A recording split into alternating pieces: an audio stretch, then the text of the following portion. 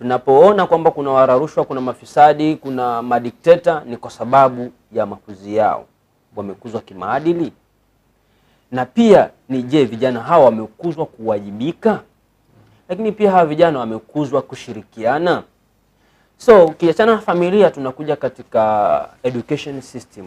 Mfumo wa elimu unamkuza vipi kijana?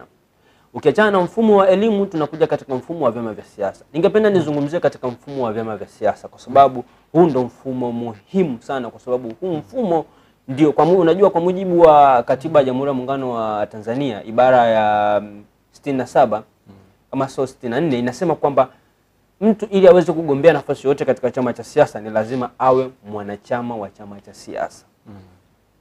Kugombea nafasi yoyote ile.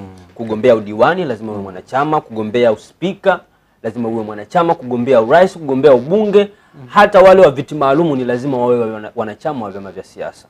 Sasa chama cha siasa ndio kina wajibu wa kumtengeneza kijana kuwa mwanasiasa.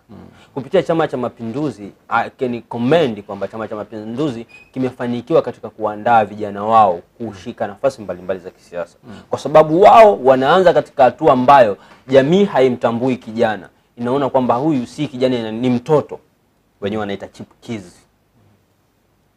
Unaona kwamba mtoto wa huyu mwanamuziki Sheta Kaila sasa hivi ni mwenyekiti wa vijana chipkizi.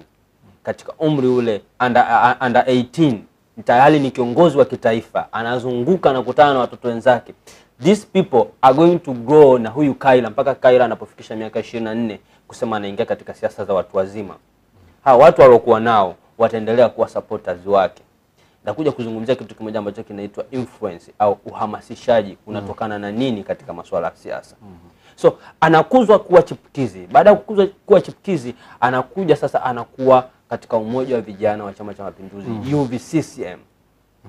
Baada ya UVCCM sasa anakuja kuwa mwanachama wa Chama cha Mapinduzi. Baada ya kuwa mwanachama wa Chama cha Mapinduzi inakuja jumuiya za wazazi, jumuiya za wanawake, mpaka na jumuiya zingine. Sasa kwenye jumuiya hizi ya chipukizi na jumuiya ya umoja wa vijana ndio hapa tunapomwandaa kijana kuwa mwanasiasa.